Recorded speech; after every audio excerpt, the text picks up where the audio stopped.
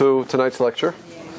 Tonight's lecture is the Hebrew language, the DNA of creation. And I'd like to thank TorahAnytime.org.com for once again taping this lecture and allowing it to be seen by Jews all over the world. So tonight's lecture is a very fascinating topic called the Hebrew language, the DNA of creation. What does DNA mean? When we think about DNA, what is DNA? Right, I can't pronounce that. But there are many people here who can. But I do know what it is basically. I do know when you study the DNA of a gene, for example, you can detect and discover exactly what the thing is. The DNA is like the code that will tell you the symbol of what is there. It will give you the definition of everything that you need to know about what you're going to see in that cell and perhaps in that person. That's what we talk about when we say DNA. We call the Hebrew language the DNA of creation. What does that mean, that the Hebrew language is the DNA of creation? It means like this. The major premise we have as Jews is that Hashem created the world by first creating the 22 letters of the Hebrew alphabet and the numbers 0 through 9, and by combining letters together, He created the reality of everything that we know. The first creation was the creation of the Hebrew alphabet.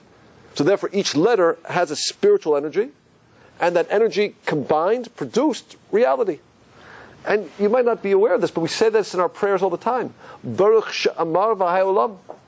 Blessed be the one who said, and the world came into existence. He said, He spoke. What does it mean that Hashem spoke?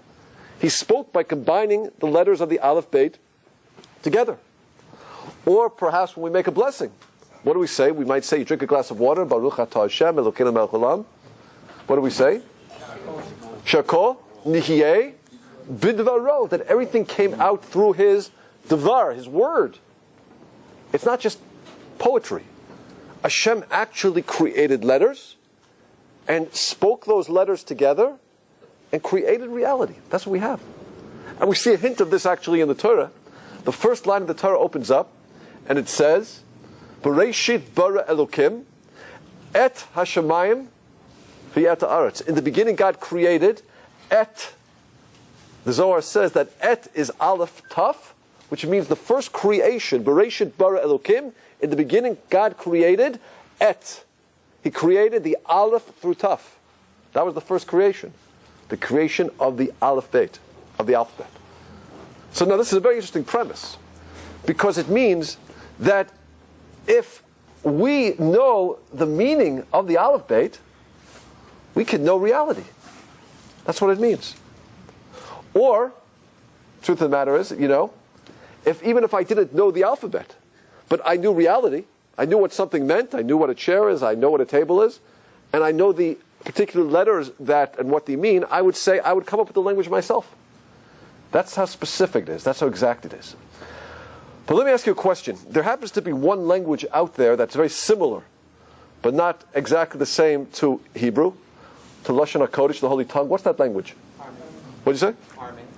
Aramaic. Okay, Aramit is it's a sister language. It's very much like Hebrew.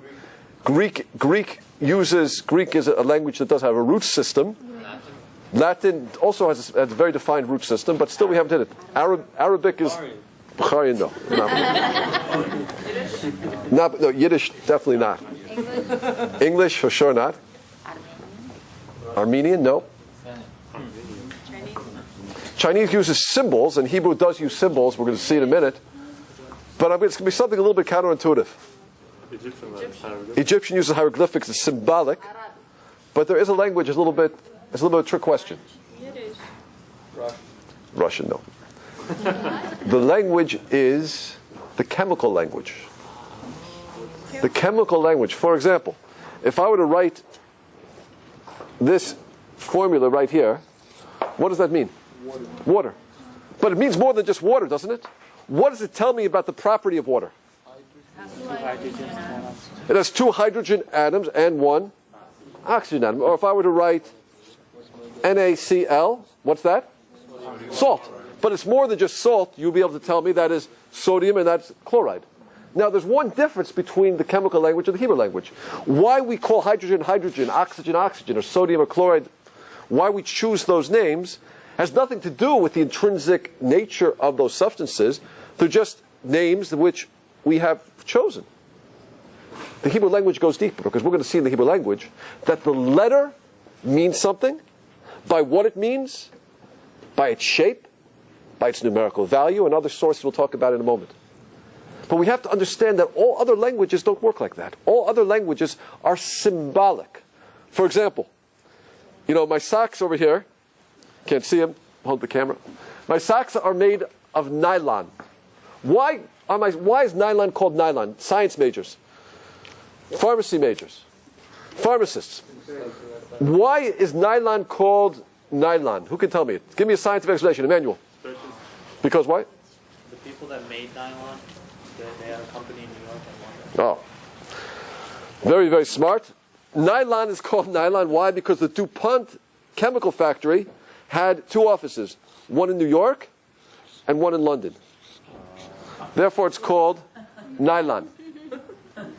Now, if you look back at the camera over there, you'll see a kind of rubber which sort of connects the base of the camera to the stand. That rubber actually is called bakelite. Bakelite. Who can tell me why it's called bakelite? Science majors? Why is it called bakelite? Baker. What's that? A fellow named Baker. Oh no, it was actually baked first. Like 50 years ago, they would heat up this material.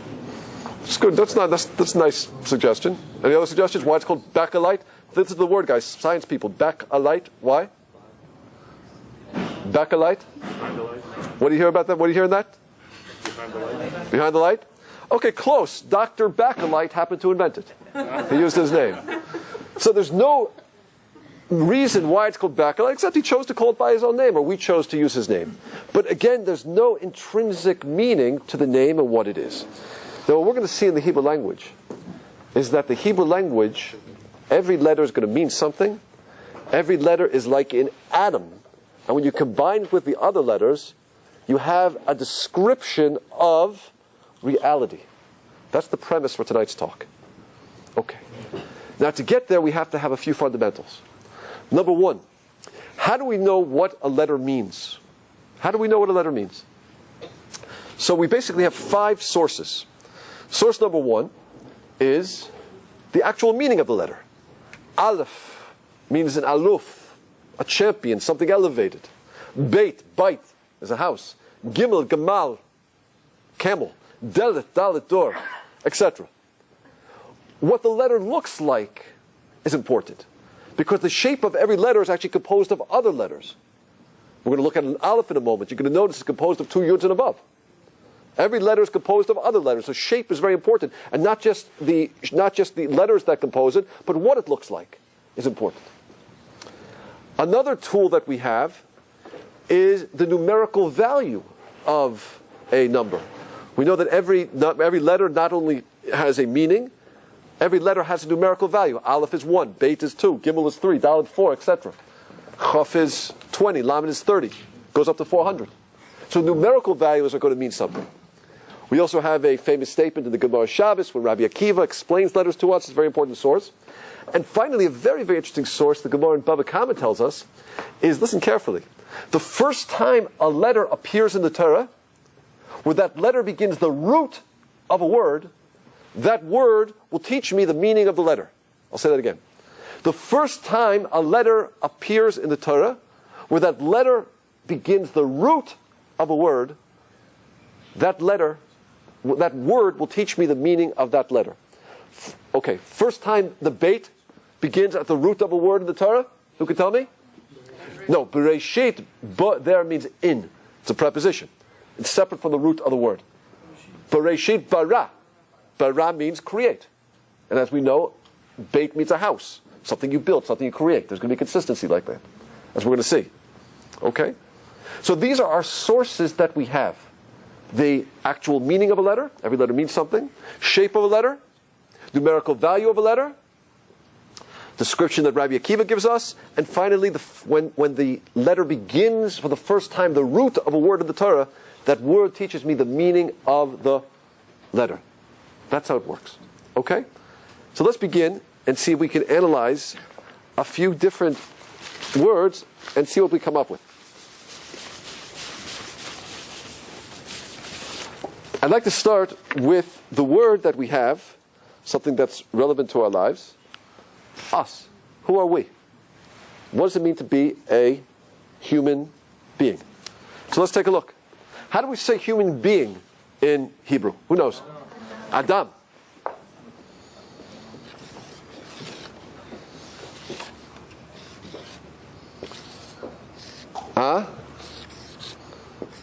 Adam. Now, I'm going to say something very interesting.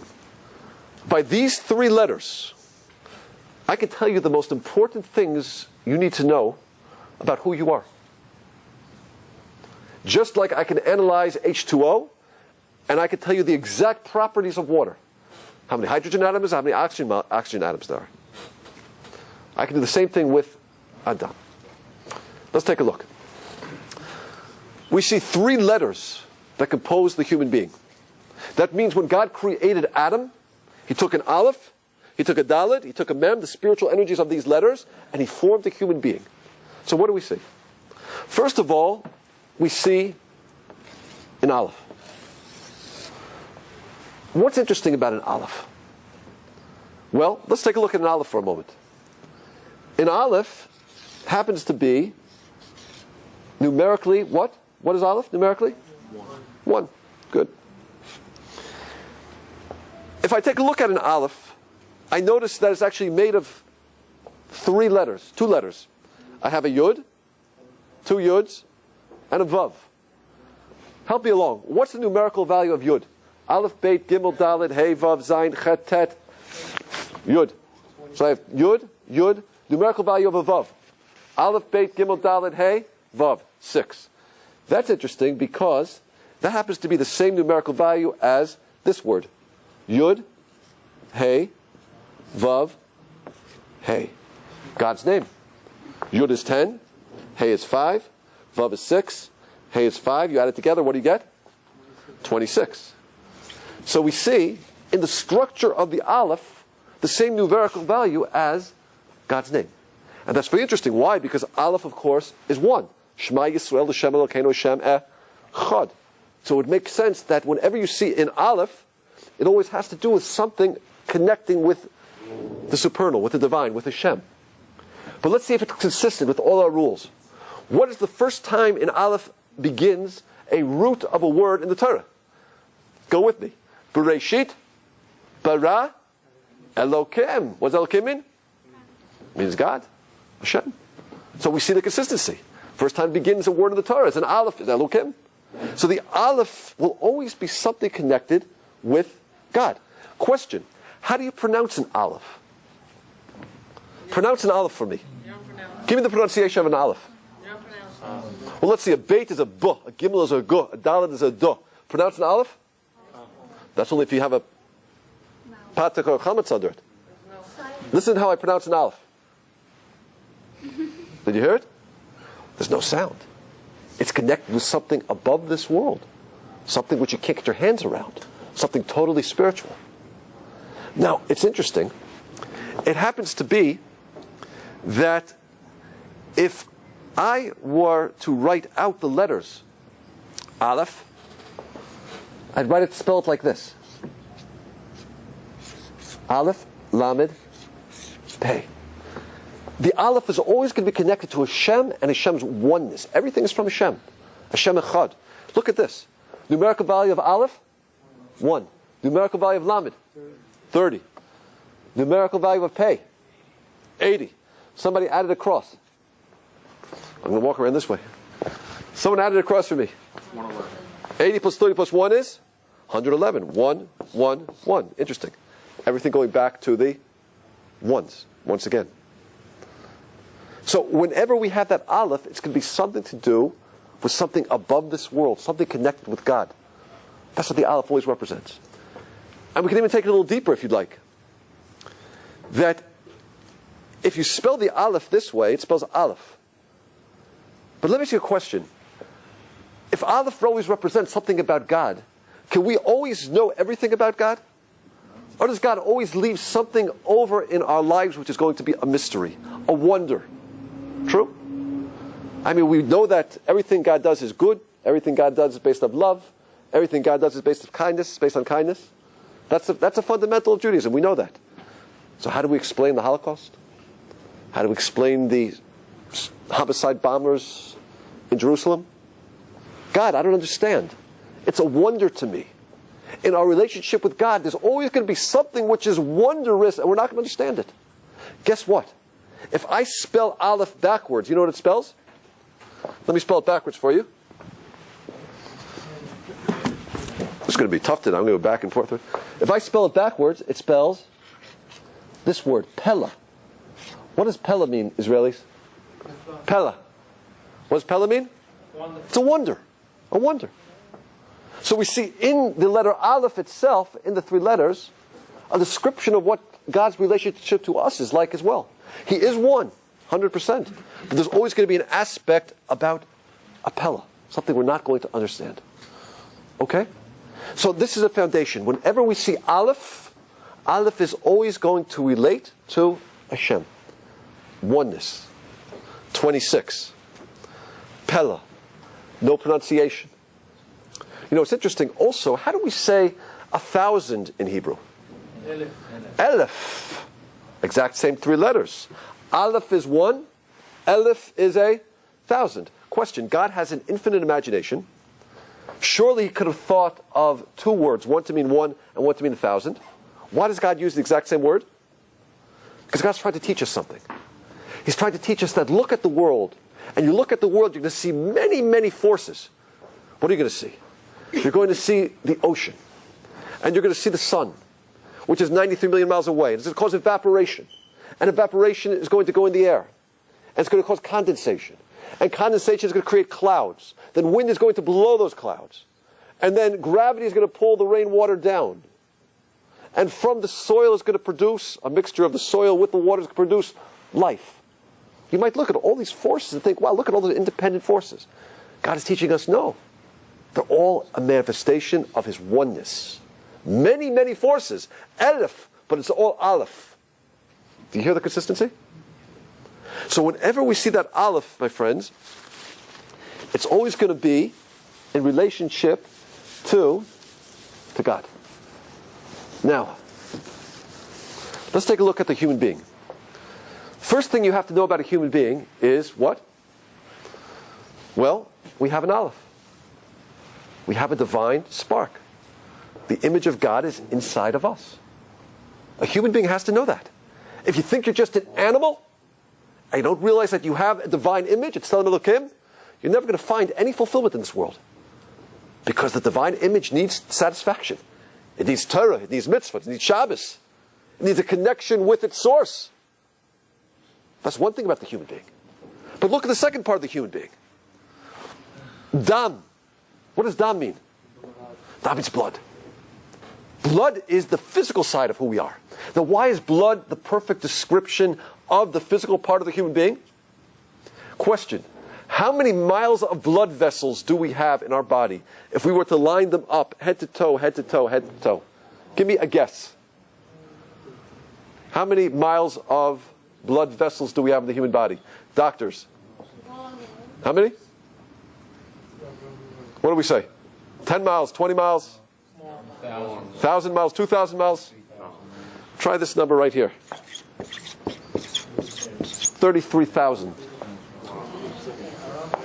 We have enough blood vessels in our body, if we were to line them up head to toe, to circle the globe twice. Now, it's pretty good that God created it in a way, Hashem created in a way that He compacts it into a 35-inch, okay, 36, whatever, which waistline. That's pretty good. But that's why blood is the perfect description of the physical side of who we are. Now, let me ask you a question. If a person thinks, look, I just want to be spiritual. I just want to meditate all day. I want to go off on a mountain and communicate with God. And I don't need friends, and I don't need family, and I don't need relationships, and I don't need delicious foods. I just want to be a spiritual being. I don't want to get married. I just want to go off somewhere and communicate with God my entire life. Do you think such a person is going to be happy? No. Maybe they've involved their aleph, but they've forgotten the second side of who they are, which is the physical side, the dam. So the first thing we see about the human being, just from these 3 letters, is exactly who we are.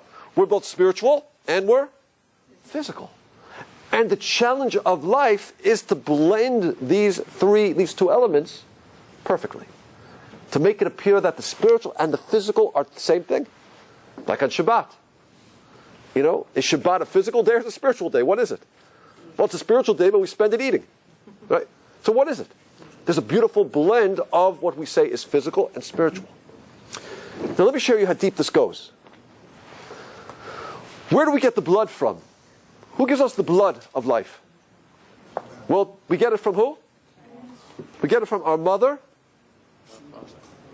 our aim, and we get it from our father, our Av. Numerical value of Aleph is what? 1. Numerical value of Mem is 40, 41. Numerical value of Aleph, 1. Numerical of Beit, 2. It's 3. What do we see? 44. That's interesting. Dalet, numerical value, 4. Mem, numerical value, 40. 44. What a coincidence. The Dam is provided by who? Av Aim. Numerical value, 44. But it makes sense. Why? Because if God took these 3 letters and formed the human being, obviously it would make sense that the source of the physical side will correspond with the providers of the physical side of who we are. Now, let me ask you a question. What is the job of the human being? What's our job? Are we supposed to stay the way we are? Are we supposed to grow?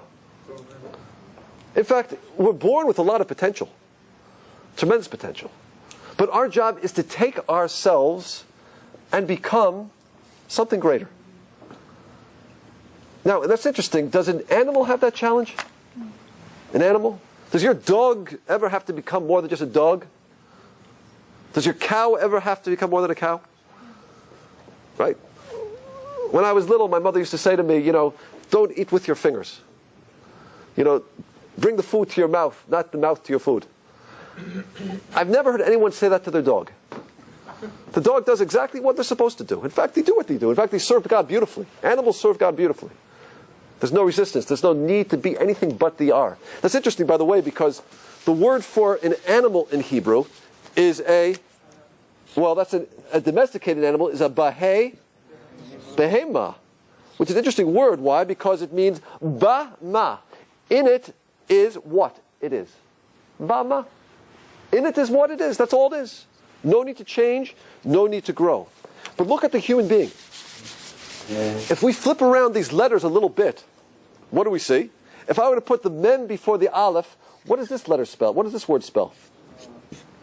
Ma. Od. What does Od mean in Hebrew? It means more. The job of the human being is to become Ma'od, more. The human being is created in potential. But our job is to make ourselves something greater, to refine ourselves, to perfect ourselves, to take the raw material God gave us and to give it back as a completely different creation. That's our job. Not to stand still, but to grow, to become mi'od. Now look how beautifully God expresses this. God created man from what? It's called Adam because he created him from the Adamah. Adamah. What does Adamah mean? Adamah means the earth. Adamah, the earth. Tell me something. What's the difference between the earth on 55th and Lexington and the same earth in some field out in Nebraska or out in Tashkent? What's the difference if you're going to do a chemical analysis of that dirt? Tell me the difference between the dirt on 57th and Lexington and the dirt out somewhere in Kansas.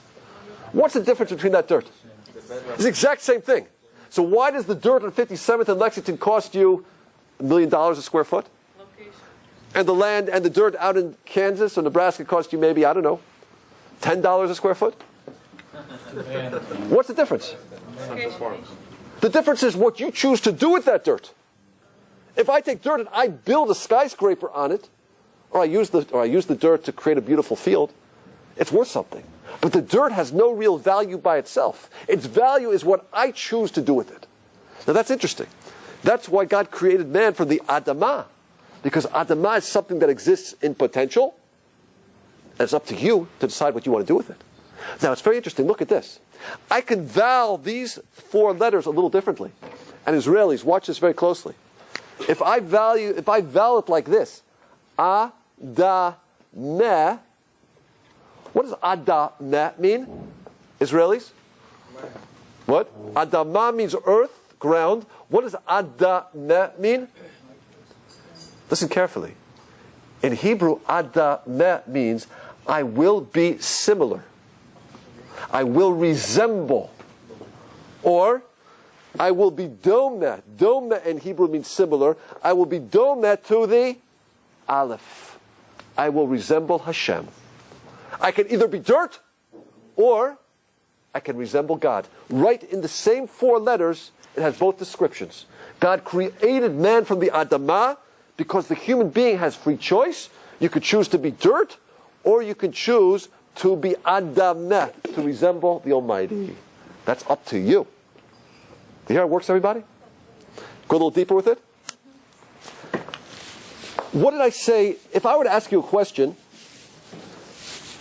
what are we? Are we bodies with souls, or are we souls with bodies? Am I a body that happens to have a soul, or am I a soul that needs a body in order to fulfill its purpose in life? What's the real me? What am I taking with me forever? We've all been to many funerals. What lies in the ground and decays? The body. What lives on forever? We happen to be souls that need bodies to accomplish our mission. The soul comes here for a specific purpose, to become greater, to give God back something more than He gave us, and thereby be worthy of the reward God wants to give us forever. But in order to fulfill that mission, I need a body. I have a body that has temptations and challenges, and passions and drives, and fights with my soul all the time. So that's what I need the body for. But the real me is what? Is the soul. True? That's the real me, is the soul. Now let me show you something so beautiful about the word Adam.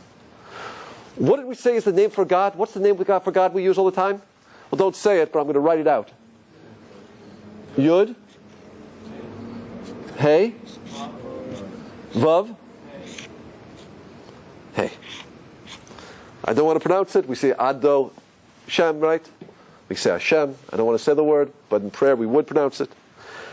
Now, we could break up this word even further. Let's write it out. If I were to spell out a Yud, how would I write it? I'd write it like this. I'd write Yud, Vav, Dalet. If I were to spell out a Hey, I would write it like this. Hey, Aleph. If I were to write a Vav, I'd write it like this. Vav, Aleph, Vav. If I were to write a Hey, I'd write it like this. Hey, Aleph. Okay.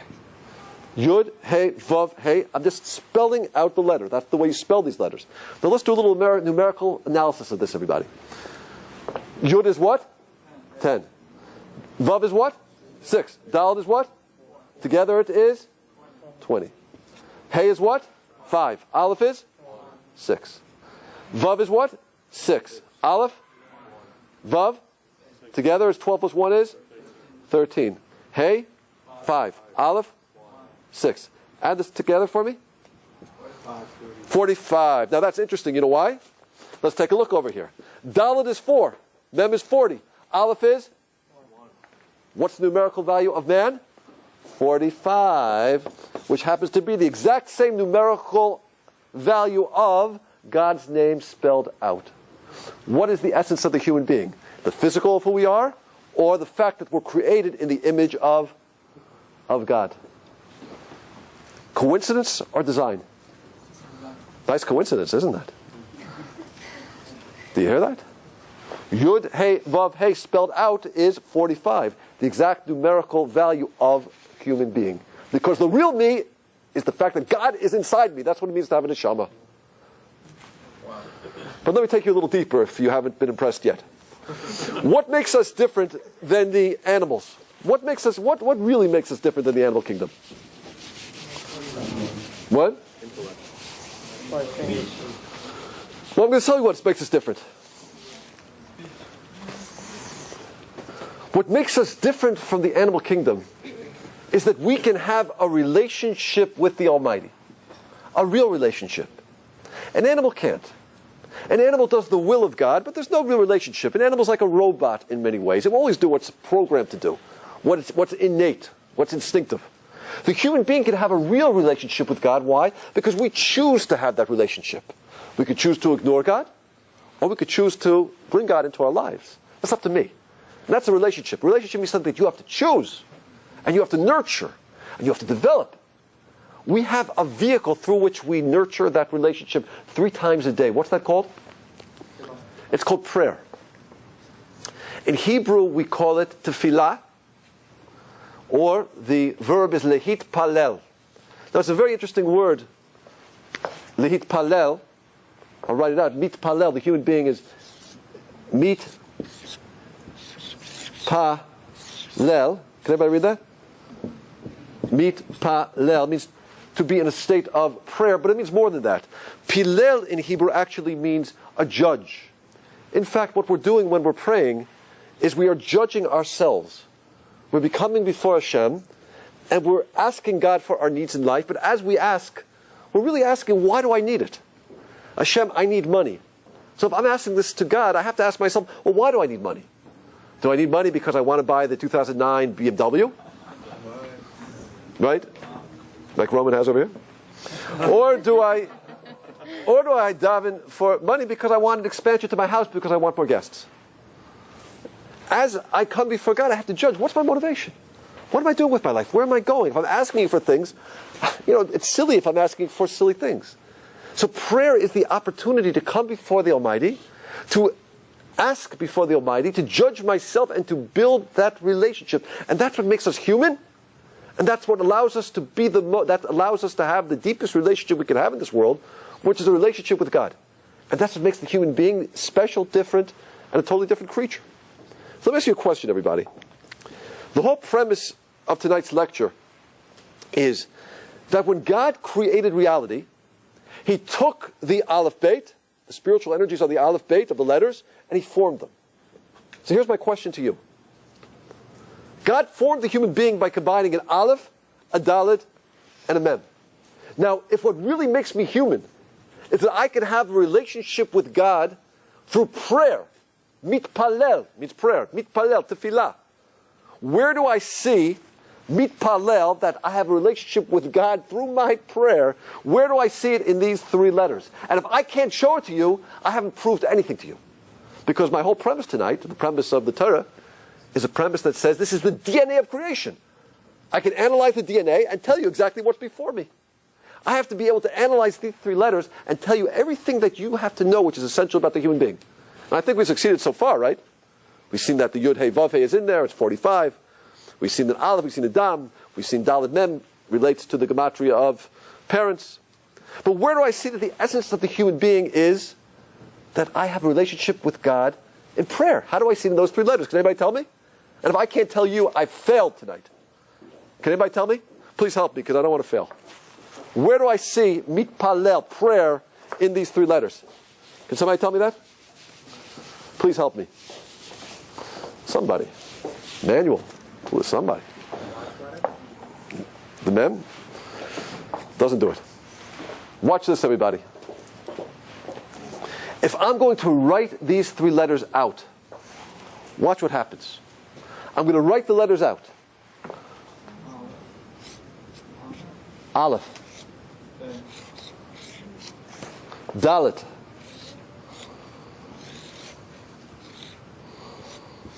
Mem. Okay?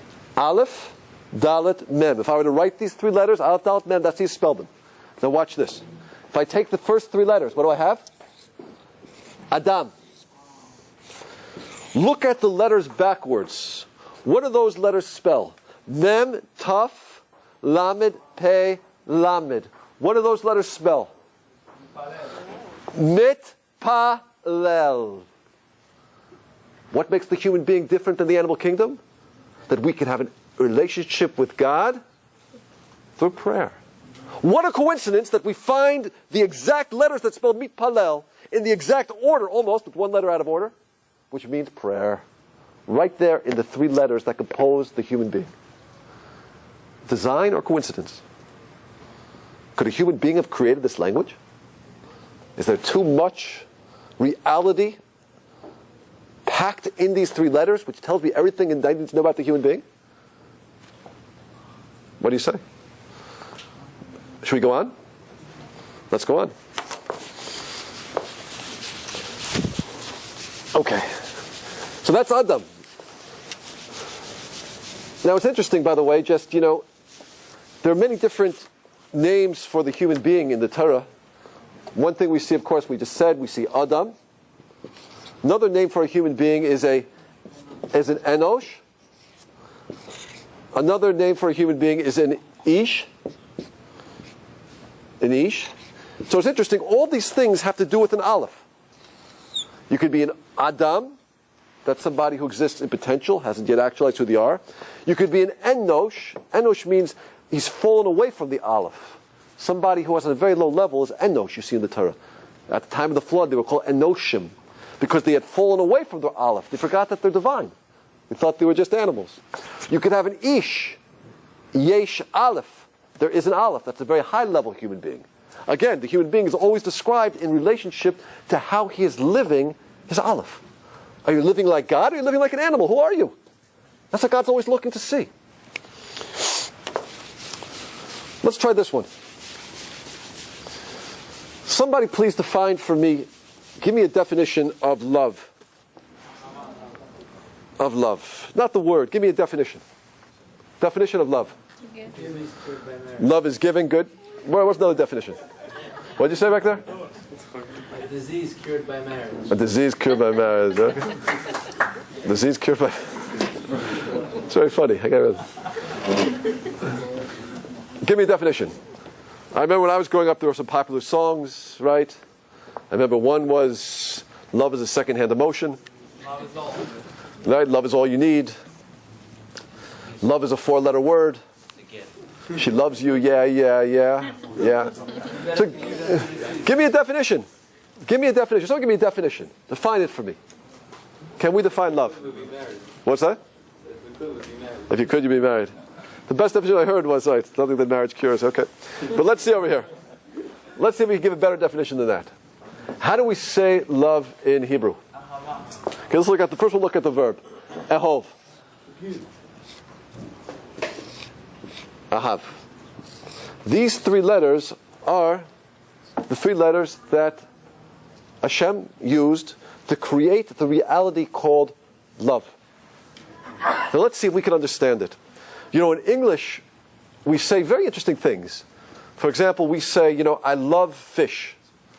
When a person says he loves fish, what does that mean? He loves fish. Right, he loves the taste of broiled fish flesh going down his throat. He doesn't love fish, does he? He loves himself. If a person really loves the fish, what should he do? He should throw it back. So when we use the word love, it really means I love me. That's a very interesting definition, right? Now, it's interesting. Perhaps the Torah wants us to define this concept completely differently. And we might have to turn our heads around for this. Watch the way it works. Let's do a little numerical analysis. Aleph. What's the number of Aleph? Aleph is 1. Let's skip the Hey. Beit? 2. Now we said that letters not only have numbers, numerical signs, they also have meanings. Aleph, we know, is aluf, something elevated, champion, Hashem. Beit, bite. Gimel, a camel. Dalet, dalet, door. Hey. What does letter Hey mean? Repent. Well, let's see. Let's use our sources. Where is the first time that a Hey begins the root of a word in the Torah, where that root actually is a strong word? Where is that? Can anyone tell me? It's a little difficult because we see it in the beginning of Genesis in a few different ways. One is as a hey is a definite article, I say, like hakiseh al shulchan, that's the. But the first time we see it at the begin of a root of a strong verb is way deep into the book of Genesis in Parshas Vayigash, when the brothers are down in Egypt, and Yosef turns to his servants and he says to the servants, listen carefully, hey lechem ochel. Hey lechem ochel. He uses it like this. The Torah says, hey. Hey lechem ochel. And you look at the Aramaic translation on the side, it says hav, which means give. It means give. The letter hey actually means give. And that's interesting. So look what love is. What's love? When one gives to two. What's love? Love is a function or a product of giving to somebody else. When we say, I love fish, I don't love the fish, I love me. Love means that I'm willing to give to somebody else. And the more you give, the more you love. And that's why the Torah tells us that a mother will love a child more than the child loves the mother. Because who gives more? The child or the mother? The mother spends many, many years and nights giving. A child spends many years, many nights taking. A parent will love a child more than the child loves a parent. Because the more you give, the more you love. When one gives to the other becomes you, and you love. So love isn't just an emotion. Love actually is the process of being in a state of giving. When you're in that state of giving, you will start to identify so completely with the other that you'll feel like that other is you. And that's why, yeah, bro? Is there another word for love? For like when you say, I love fish, you don't use that? You don't say, well, you don't say, hey, dog, it doesn't mean anything. So what do you say? You said, what would I say? Dog toemli. Tastes good to me. To me. Right? But not that I love it. I love me. That's what love is. Love, from God's definition, is completely the opposite of the way we use it in English. Now it's interesting, by the way, if I were just to add one more letter here, I would have ahava. Ahava is the noun, which means love. If I do a little numerical analysis, what do I see? Aleph is 1, Hey is 5, Beit is 2. What do I get? 13. That's interesting because that's the same numerical value as this word, which is echad. Echad in Hebrew means Hashem echad. Hashem is 1. Aleph is 1. Chet is 8. Dal is 4. It's 13. Why? Because what's love? When you become me. When I give so much to you that I can't separate between me and you, and therefore I see you as a part of me. I love you. We're one. That's what it is. That's why it says in the Torah, V'ahavta l'recha kamocha. Love another like yourself. Really, the only love you can have is self-love. But the way I'm going to love you is I'm going to make you part of me. Then I'm going to love you. I'm going to make you one with me. Ahava is 13, Echad is 13. If you can be part of me, I'll love you. But the way you're going to be part of me is only if I invest in you through giving. That's what it is. If you don't give, there's no love. But let's take it a little deeper, if that's not deep enough. We'll go a little deeper with it. Let me ask everybody a question over here. What do you think generates, what type of gift do you think generates a deeper connection, a deeper bond in marriage? The gift of the house in Great Neck, the Lexus,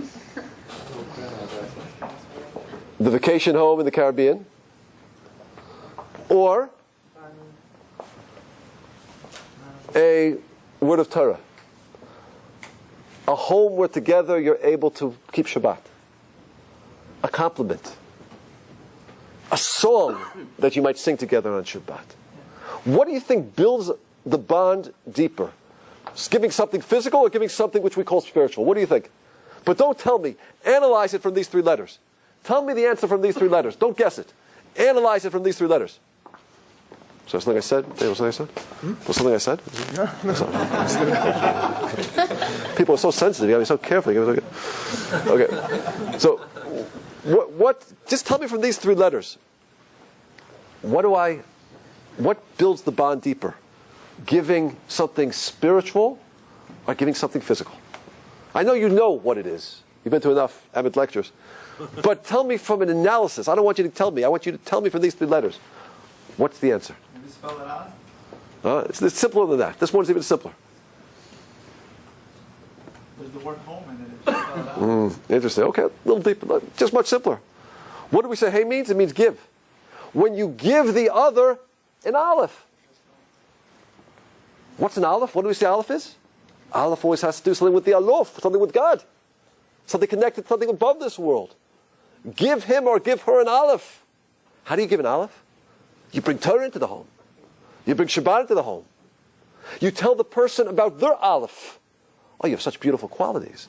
You're such a giver. You're so generous. You're so kind. I didn't know how selfless you are. You make them appreciate their aleph. Give them their aleph. Remind them of what their aleph is, the spiritual side of who they are. Oh, that really builds the relationship. Maybe we understand why in America there's a 65% divorce rate. Maybe we understand it.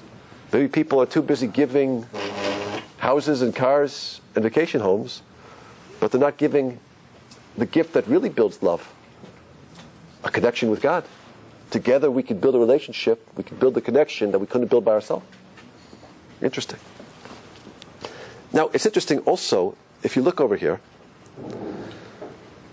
that the letter Hey also means Hayah. Hayah is the first time we see it actually in the Torah. Hayah means, it's a verb, lihyot, means to be. What does it mean to be? You can get up and jump, you can get up and run, you can get up and sing. Get up and be. What does it mean to get up and be? It doesn't mean anything. It means a state of existence. That's what it is. It's a state of existence. Hayah, like is. Right? In Russian, we don't have that verb. In Hebrew, they have hayah. Hayah means it is. It's in a state of being. So, look at this. What do we say love is? When I make you a part of me. Love is when one is two. I give to you to such an extent where one becomes or is the other. That's when I love you, because you're me. Because really I can only love myself. But I would expand myself to include you as part of me. That's it. One gives to the other, one becomes the other. One gives the aleph. Wow, then you really have something in life. It's too bad people don't know this, right? Because popular songs you hear are all about really loving myself. She makes me feel this way, he makes me feel that way. Never do you hear, lines like, I'm giving. I'm going to stay up all night and talk to you. Right? I'm going to spend the night in the hospital with you. You don't hear lines like that. Because people think love is about themselves, not about giving. But we see from the Holy Tongue, what? No, it's the other way around. Beautiful. Let's go a little deeper. We're talking about love. Let's talk about men and women for a moment. In Hebrew, the word for man is ish. The word for woman is isha.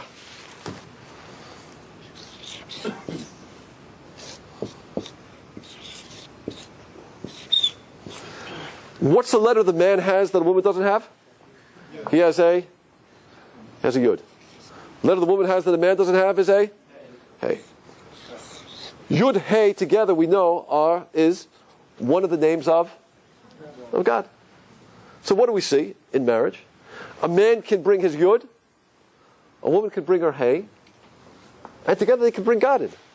If the goal of the marriage is that I'm going to bring my connection with God that only I can have as a man, and you're going to bring your connection with God that only you can bring and provide as a woman, wow, we really have something new. We can have a unity with God like we couldn't have by ourselves. What a beautiful state of existence. But look at this. If people say, look, let's get married, but who needs God? I just want to live a life of pleasure. I want to live a life of money. I want to live a life about me and us and just do what we want to do. Who needs God in the picture? Forget Shabbat, forget Kashrut, forget Tarat HaMishpacha, forget it all. It's all about us and me. I'll do whatever I want to do. Look what we're left with. What does Aish mean? Fire. You see, double fire. Well, what does fire do when it's in touch with another fire? Explosion. Conflagration. Maybe we understand again why there's 65% divorce rate. People aren't bringing God into the picture. What do they have? Two fires. Two selfish human beings that just want things for themselves. They'll burn up. And they burn out. And they're gone. Now, it's interesting that a man's letter happens to be, in this combination, happens to be a yud. A woman's letter is a hey. It tells us something a little bit about men and women as well. A man's letter is a yud. If you notice a yud happens to be the smallest letter in the Hebrew alphabet. It doesn't touch the top of the line. It doesn't touch the bottom of the line. It just hangs there in space. Yud always represents the idea of a thought. An idea, like a thought. It hangs there. It doesn't touch the top, the bottom. It just hangs. Numerically, Yud is 10. That's interesting. Why? Because 0 through 9 are all natural, meaning we have a symbol that describes them. Once we get to 10, we have to use our minds, so to speak, to construct it. We have to put it together by 1 and a 0. It's called a thought number. Yud always represents the idea of an idea of thought. Now, gentlemen, the vision of a man in this world is to be in thought. That's why men have a greater mitzvah to learn Torah. They have to reach up, so to speak, and bring ideas down. They have to spend time learning the theoretical aspects of Torah, of halakha, of law. They have to sort of reach up and pull ideas down. That's why a man's tefillin goes above his head. It's the idea that I want to connect my head, so to speak, up further and kind of draw ideas down. That's a man's vision. A woman's vision is different. A woman's vision is to be a hay. Now it's interesting. If you look at a hay is really composed of 2 letters. It's a dalet with a yud inside of it. Dalet in Hebrew, in the language, means delet, it means a door. It's the first letter that starts expressing itself in 4 directions: north, south, east, west. It's actually always the symbol of the physical world. The dalet's always a symbol of the physical world, 4 directions. And that's why it means delet, dalet, door. Why is a door the perfect description of the physical world? Is this world the end, or is this the world the doorway to something else?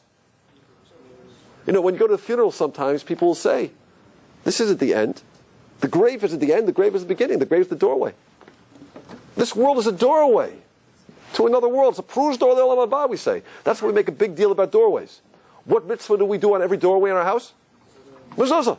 Because we want to remember, every time I go through my doorway, it's a delet, it's the physical world. This world is something which is, this world is a doorway.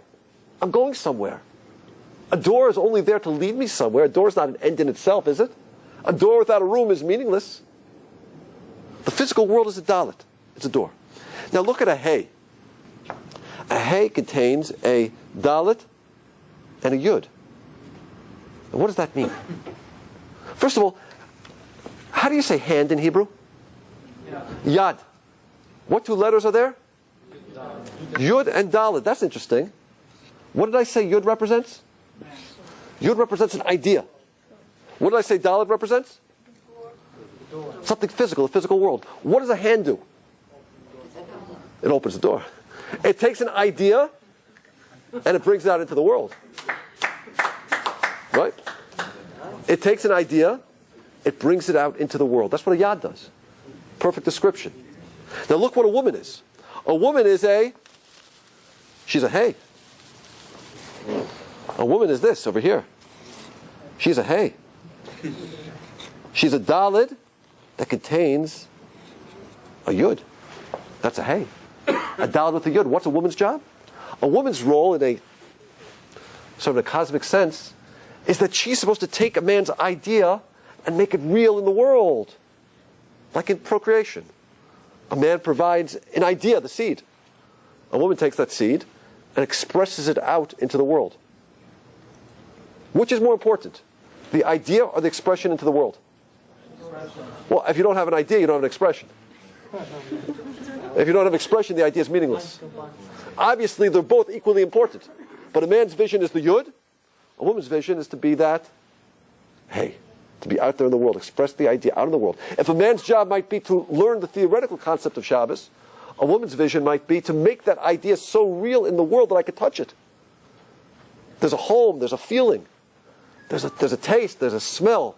You could go into this house and you feel holiness. That's a woman's world. Here it works so beautifully in combination. So a man has a yud, a woman has a hey. They combine it, they have God. Let me ask you another question. Let's go a little further in men and women. There's another letter that represents a man in terms of his relationship in marriage. You know what that letter is?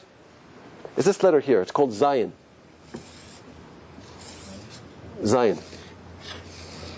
Zion. Did I make that well? A Zion. A Zion is a male letter. Let me explain why. A male letter in marriage. What does Zion mean? It means zan. Zan in Hebrew means to provide, to nourish. A man's job, maybe historically or maybe even today, is to go out into the world and make sure the family has food. Lazun.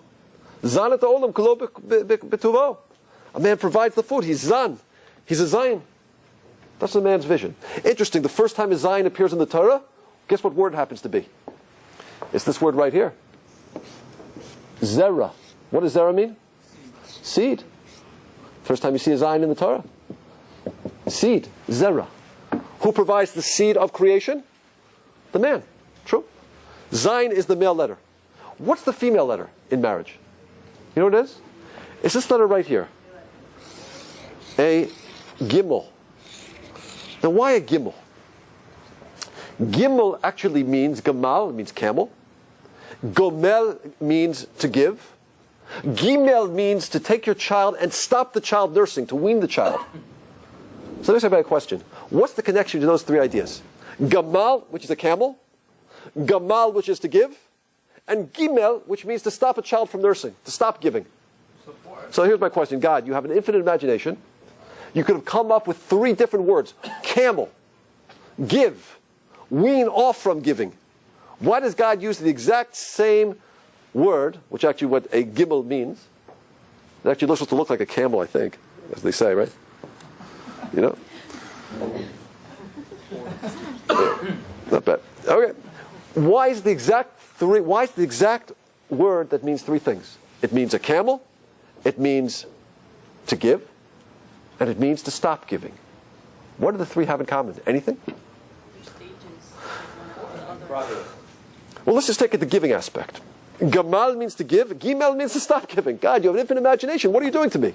Give me two separate words. Why is it the same word? Let me ask you a question. What's the greatest kindness you can do for somebody? Is giving the greatest kindness you could always do? No.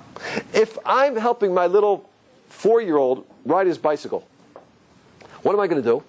I'm going to run behind him to make sure he doesn't fall. I want to get him off those training wheels on a 2-wheeler. I'm going to run behind him and make sure he doesn't fall. Am I giving? Yes or no? Am I giving? Yes. If I see my 17-year-old on a bicycle and I run behind her to make sure she doesn't fall, am I giving or am I setting the stage for future psychotherapy? What am I doing? Because you know what the purpose of giving is? The purpose of giving is to give to the point where the person doesn't need you anymore. To create independence. I want to give to the point where I can give the real gift. You don't need me. I've stopped giving. Real giving is to create an independent person. And that's why the Rambam says it so beautifully. The highest form of charity is what? Is to set somebody up in a business. To give where they don't need you anymore. So now we understand why the word gimel, it means to give, and gimel means to stop giving. Because that is the highest form of charity. And that's why if I write out the word gimel, by the way, I'd write it out like this. Gimel, mem, lamed. Which is very interesting because I said, what did I say gimel means? Gimel means to give. Mal in Hebrew means to, like milah, to cut off. Milah, mal. Give to the point where you can cut off from giving. That's real giving. Create independence. Here it works. Very beautiful. Do you see the consistency? So Gimel is a female letter. Because the job of a woman is, the job of a mother is to give and give and give. Man provides the zerah, the seed. The woman then gives and gives and gives, but gives in order until you can cut off from giving, to create independence. Now let me ask you a question. How do you say a married couple in Hebrew? Well, there's one more letter you need to know. There's a letter in Hebrew which is the letter of connection. It's called a vav. It means a hook. It looks like a hook, doesn't it? First time you see it in the Torah, as part of a root word. Vavei ha-mishkan. The curtains, the hooks of the Mishkan. The hooks. Does it look like a hook? Vav in Hebrew means and. It's conjunctive, it's connective. So when vav always means to connect two things together. Vav, it's a hook. So how do you say a married couple in Hebrew?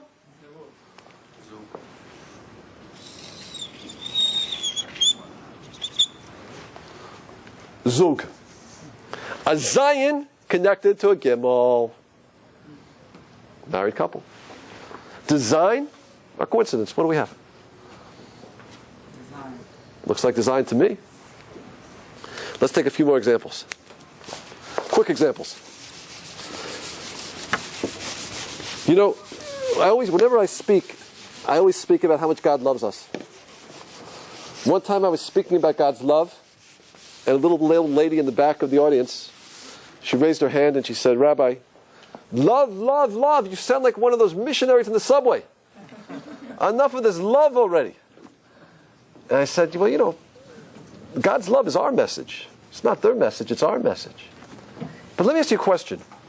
When I say the word punishment, does that make you feel connected to God or distant from God?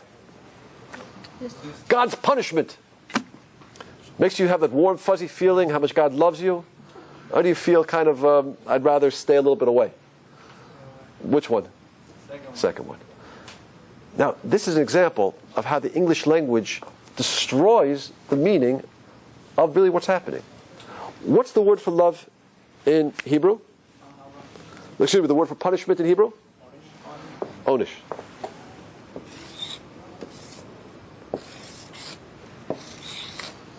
Let's analyze this word. Onish means punishment. Let's analyze it. First of all, we have an ayin. Ayin in Hebrew means a eye. A naim or eyes. Whenever you see an ayin in any word in the Hebrew language, it has something to do with an eye. What does an eye do? An eye looks, it examines. Iyun is analysis. The hitanein is to think deeply about something. The eye has to do with looking deeply, analyzing. This two-letter root, nash, the nun means something, the shin means something, but for tonight's discussion, let's just analyze it as a root. Nash. Well, how do I know what this root means? Well, let's look for the consistency. Let's try to discover this root in other words in the Hebrew language. Well, let's see. We have a root. We have a word, nesher. What's a nesher? A nesher is an eagle. Why is it called a nesher? Because nash actually means to fall off. Nash resh. Resh means rosh, head. Why is it called a bald eagle? It was born with a feather, and the feather fell off. Something fell off from the head. We have another word, nisher in Hebrew. Nisher means to take a sheep and shear it. That means to cause the wool to nash, to fall off. Another word we have is nashel. Nashel in Hebrew means, for example, in the Torah it says you take an axe. You take the axe back like this, and the axe head falls back and kills somebody. It's called nashel hagarzen, the falling back of the axe. Nun shin together always means when something falls back or falls off. So let's analyze the word punishment. What did I say ayin meant? To look with your eye, to see, to perceive, to analyze. What did I say nun shin always means? To fall back. So what's an onish? What's a punishment? God brings pain in our life sometimes in order that we should look and perceive that we've fallen. You've fallen. Get up. Wake up. You're on the wrong path in life. You're going after money. You're going after materialism. You forgot this world doesn't mean to get you somewhere. It's not bringing pain. It's not because I have any desire to have retribution, to cause you pain. I have a desire to cause you punishment, whatever that means. It's because I love you. Look deeply that you've fallen. Is that a manifestation of God's distance or His love? That's a manifestation of what? Of love. It's like you're teaching a class. If you have a really good student and the student falls asleep on you, what do? Gotta wake up. I really want you to know this material because I care about you because you have potential. Ayin, look deeply. Nash, that you've fallen. Pain we experience in life is a manifestation of God's love. Do you hear how it rings so differently when you analyze it under the language, under the microscope of the Hebrew language? When you say it in English, it doesn't ring at all, does it? Punishment. You say onish, it's a completely different philosophical meaning. It also has nash, punish. Oh, punishment, very good. That's true. We could find traits of every of the Hebrew in every language. Because when God created the world, right, He created the Hebrew language. At the time up to the flood, there was only one language. It was Hebrew. Excuse me, the time of the Tower of Babel. After the Tower of Babel, what God did was He mixed up the Hebrew language and created 70 other languages. So English is mixed up Hebrew, right? Spanish is mixed up Hebrew. Russian is mixed up Hebrew. Bukharian for sure is mixed up Hebrew, right? But I can give you just one quick example of what that means. How do you say snake in Hebrew? Nachash. It's interesting. If God mixed up these three letters and created the English language, look at what He might have done. He puts the shin first, the nun in the middle, and the chet at the end, and you just pronounce it a little differently. What do you see? Se-nech. Snake. Interesting. We could give you many, many exampples of that. How everything came from the Hebrew language. Everything. Ooh. So let me just give you a few quick ideas. We're getting close to the end over here. Interesting. How do you say sin in Hebrew? A sin. Sin is this. Chet. Chet. Which letter is silent? Oh, that's interesting, isn't it? What do we say an aleph represents? Hashem. When does a person sin? When they forget about God. Oh, God is silent. I don't hear God here anymore. I forgot about God. That's the cause of sin. The more you're focused on Hashem, I can't sin. Look, the chet, the aleph is silent. That's interesting. How do you say anger in Hebrew? Kas. Kas. If I rearrange these letters a little bit, I could write it like this. Kas, ayin. What did I say ayin means? To look, the eye, perceive, think. Kas in Hebrew means what? Michaseh means to cover. What's anger? When I've covered my eye. I'm not thinking anymore. Wait a minute. If God is actively involved in every movement of my life, if everything that happens to me is directly from Hashem, why am I getting so upset at the guy who cut me off in traffic? Why am I getting so upset at that guy who insulted me? Why am I getting so upset at that sales clerk who... everything is from you, Hashem. It's all there from you, so what am I getting so angry about? You know why I'm getting so angry? Because I'm putting my head in the sand. I'm not looking, I'm not thinking that everything is from God. I'm kasayin, I'm covering my thoughts, my eyes. That's what anger is. I'm not thinking. The more I realize everything's from Hashem, I won't get angry. Interesting. Let's go a few more over here. It's interesting. We said that the essence of the human being is that we have free choice, right? The word for choice in Hebrew is bachar.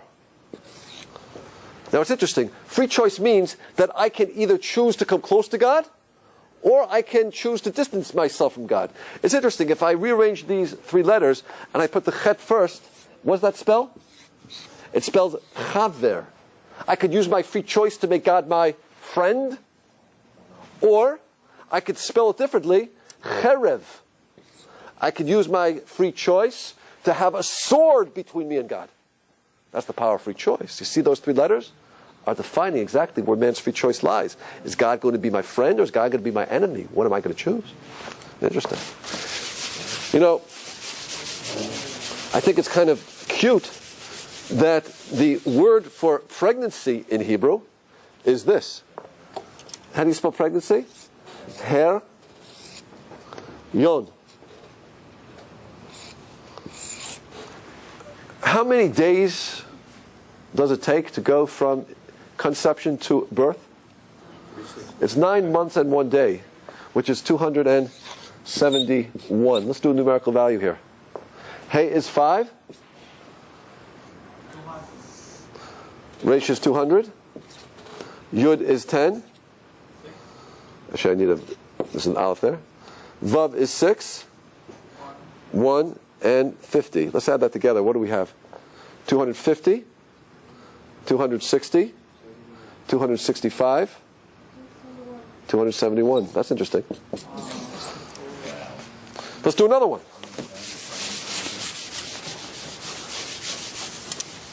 This is a cute one. The word for snow in Hebrew is shelig. What is shelig? What is snow? Well, snow is water molecules that actually contract, right? The water molecules that are like thin and spread out like this. I think I'm saying it right, science major, so I am helping along. That they are thin. The water is like kind of, the molecules are separate. And what happens is as they freeze, they become contracting, more dense and closer together. Am I saying it right? Am I saying it correctly? Yeah. That's interesting, because look at these three numbers. Shin is what? 300. Lamed is 30. Gimel is 3. What do we see? A contraction. Going from something large to something small. Okay, cute. Cute. Okay, let's keep going.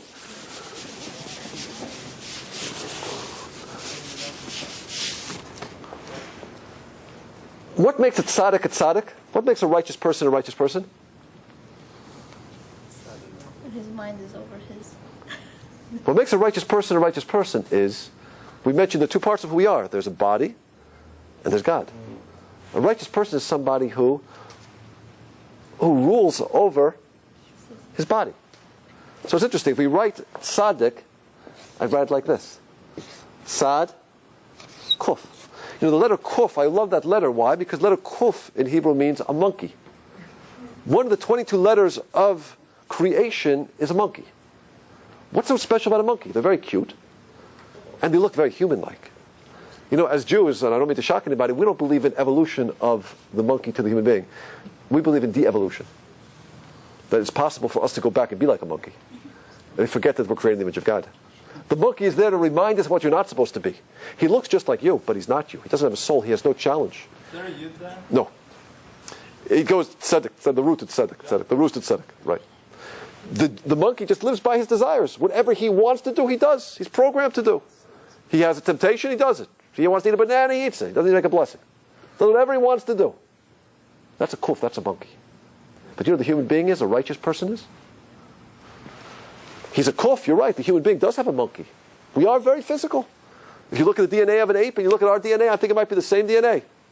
They look very humanoid, very human-like. But a tzaddik is, the two-letter root tzad in Hebrew comes from latsud. What's latsud mean? To hunt. Or to trap. Tzad means side. The way you trap something is you create sides around it. Latsud means to hunt, to trap. So what's a tzaddik? Somebody who traps, who harnesses, who controls his monkey.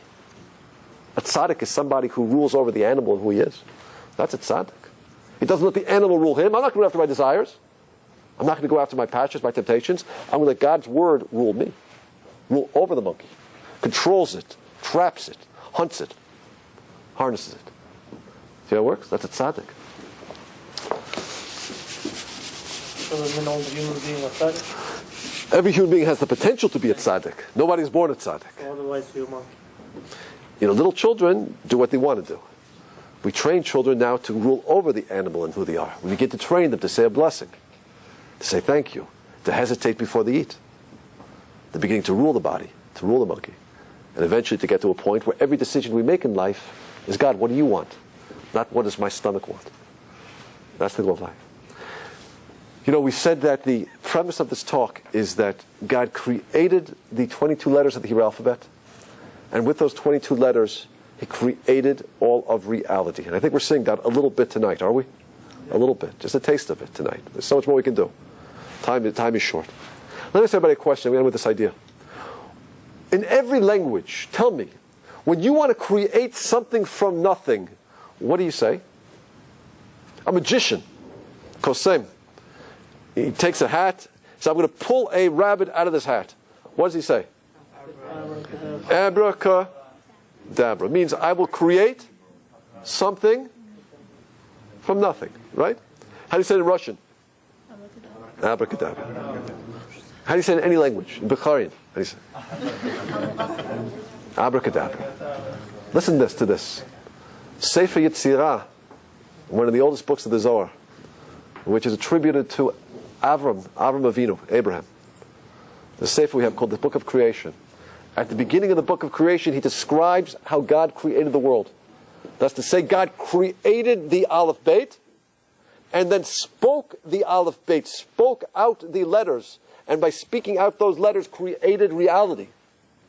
And listen to what the Zohar says, the Sefer Yetzirah says. Kodesh Baruch Hu said the following: Abara, I shall create. Ku da bra. Abara, I shall create. Ku dab ra, through speech. Abara kudabra, I will create as I speak. Abara kadabra.